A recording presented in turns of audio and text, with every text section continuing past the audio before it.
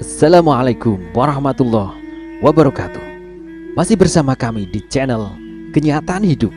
Pada kesempatan kali ini akan menceritakan Nusantara, pusat peradaban dunia. Nenek moyang bangsa Nusantara, khususnya Pulau Jawa, adalah pencipta kebudayaan dunia. Leluhur bangsa Nusantara atau Indonesia merupakan manusia-manusia tangguh dan cerdas, pencipta peradaban dunia. Bahkan jauh sebelum tahun Masehi, kerajaan Nusantara adalah penguasa 2/3 wilayah bumi. India dulu hanyalah salah satu kadipaten dari kerajaan yang terpusat di Pulau Jawa. Sumber dari peradaban dunia bisa dikatakan semuanya bermula dari Nusantara. Semuanya memberikan kita gambaran bahwa nenek moyang bangsa Indonesia bukanlah orang-orang terbelakang. Kalau kemudian sejarah dunia saat ini tidak memposisikan peradaban Nusantara sebagai sumber dari peradaban dunia, maka itu tidak lebih bagian dari kerja-kerja ilmuwan dari belahan dunia barat yang ingin mengingkari realitas. Bukti-bukti kalau Nusantara sebagai pusat peradaban dunia. Pertama, Nusantara adalah benua hilang alias Atlantis. Selama 30 tahun melakukan penelitian, seorang profesor bernama Arisio Santos menyimpulkan bahwa benua yang hilang itu adalah Nusantara. Dalam teori itu, dia mengatakan bahwa pusat peradaban dan kebudayaan ada di Khatulistiwa. Saat era es, kawasan ini lebih hangat sehingga ditinggali banyak orang. Seiring berjalannya waktu dan es mencair, pusat peradaban ini tergenang dalam air dan orang yang hidup di sana pergi ke daratan lebih kering di utara dan selatan Khatulistiwa. Teori ini menyebutkan bahwa manusia yang ada dunia berasal dari Nusantara. Setelah menyebar, mereka memiliki peradaban baru dan beradaptasi dengan lingkungan. Akhirnya muncullah peradaban baru sebesar Mesir, Mesopotamia, dan Tiongkok. Kedua, penemuan situs Gunung Padang. Situs Gunung Padang adalah kawasan megalitikum yang ditemukan di kawasan Cianjur, Jawa Barat.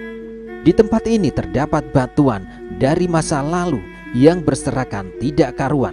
Di bawahnya terdapat sebuah punden berunda yang terbesar di kawasan Asia Tenggara. Diprediksi punden berunda ini digunakan untuk keperluan ritual dari kepercayaan yang dipercaya kala itu. Yang membuat penemuan ini cukup menarik adalah umur dari batuan yang digunakan. Berdasarkan uji karbon yang dilakukan, batuan di sini berusia 9.000 tahun. Usia dari batu ini jauh lebih tua dari piramida Giza di Mesir, yang konon merupakan peninggalan dari peradaban tertua di seluruh dunia. Ketiga, lukisan Gua Maros yang mengagumkan. Gua Maros adalah gua dengan struktur batuan karst yang terletak di Maros, Sulawesi Selatan. Di dalam gua yang sangat tua ini ditemukan sekitar 12 cap tangan manusia dan beberapa gambar hewan. Lukisan ini berasal dari peradaban kuno yang konon telah berusia ribuan tahun dan lebih tua dari peradaban di Mesopotamia. Dari penelitian yang dilakukan Pusat Arkeologi Nasional Universitas Wollongong, Australia, ditemukan sebuah fakta mencengangkan. Umur dari lukisan ini lebih dari 40.000 tahun. Artinya di masa itu sudah ada manusia yang membentuk peradaban meski belum begitu maju. Diperkirakan yang hidup di sini adalah manusia modern jenis Homo sapiens. Keempat, penemuan kapal Nabi Nuh yang konon terbuat dari kayu jati. Pada tahun 1949 di Gunung Arafat, Turki, ditemukan adanya benda yang mirip dengan kapal besar. Setelah diselidiki selama beberapa kali, benda itu mirip sekali dengan kapal besar yang digunakan oleh Nabi Nuh untuk selamat dari banjir besar yang menenggelamkan dunia. Dia dan pengikutnya yang taat menaiki kapal ini hingga akhirnya hanyut tidak tentu arah. Dari serpihan fosil ditemukan sebuah fakta yang cukup mencengangkan. Dari fosil itu diketahui bahwa kayu yang digunakan berasal dari Pulau Jawa. Dari penemuan ini muncul dugaan jika kebudayaan di kawasan Jawa sudah maju sejak puluhan ribu tahun lalu sebelum akhirnya menyebar ke banyak tempat di dunia. 5. Mahabharata. Cerita Mahabharata adalah cerita nyata yang sesungguhnya terjadi di Nusantara. Kerajaan Astina itu adalah kerajaan di Nusantara. Ini berarti tokoh-tokohnya, yakni para Pandawa dan Kurawa, bukanlah orang Hindustan di tanah India, melainkan orang-orang Jawa.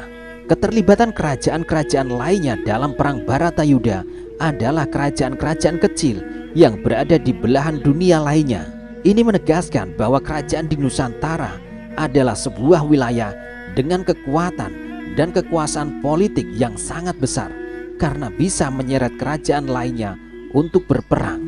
Keenam, Candi Borobudur. Kehebatan nenek moyang kita juga ditunjukkan dengan keberadaan Candi Borobudur. Candi ini sudah ada jauh sebelum tahun Masehi dikenal. Jadi, anggapan ilmuwan yang menyatakan bahwa candi ini dibangun pada abad ke-8 Masehi tidaklah benar. Patung di dalam Candi Borobudur juga bukan patung Buddha, melainkan patung Raja Sailendra yang kebetulan mencapai tahap perjalanan batin mirip dengan yang dialami Siddhartha Gautama. Diceritakan bahwa Raja Sailendra membuat Candi Borobudur setelah mencapai perjalanan sampai nirwana. Salah satu yang diingat Sailendra adalah suara musik di alam nirwana yang begitu melekat di pikirannya.